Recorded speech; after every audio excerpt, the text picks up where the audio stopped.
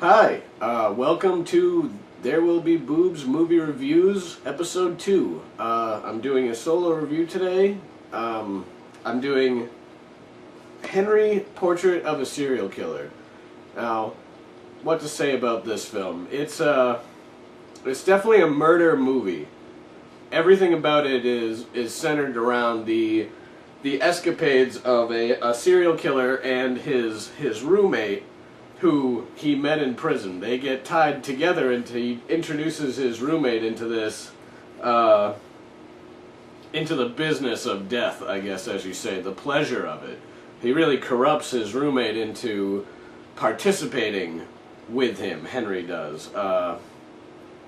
There's a girl, so Henry, the serial killer, his roommate, his sister, just got out of a bad relationship, escapes, and comes to stay with them with sexy results.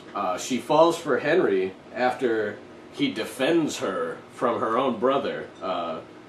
They bond, Henry and the girl bond in the middle of the film over their traumatizing childhoods, which really sets up the motivation for why he, or I mean, I guess it gives a flimsy flimsy justification that he screwed up enough in the head to kill a lot of people.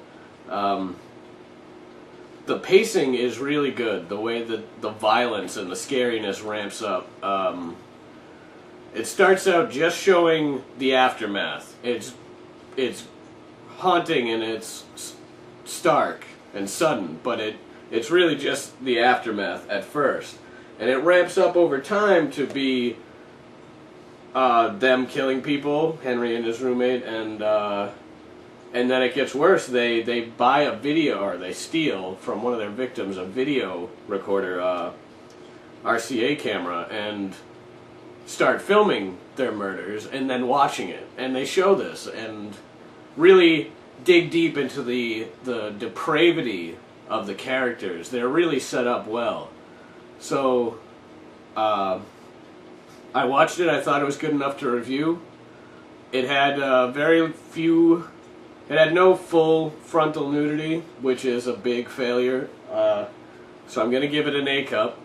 What are you going to do? That's that metric. But I also thought it was a very good film, and I thought that it pulled no punches in approaching the subject of mass murder, which is a pretty heavy subject to deal with. It handled it well.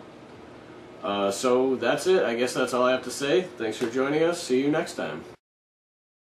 Me and my co-reviewer, Pixel,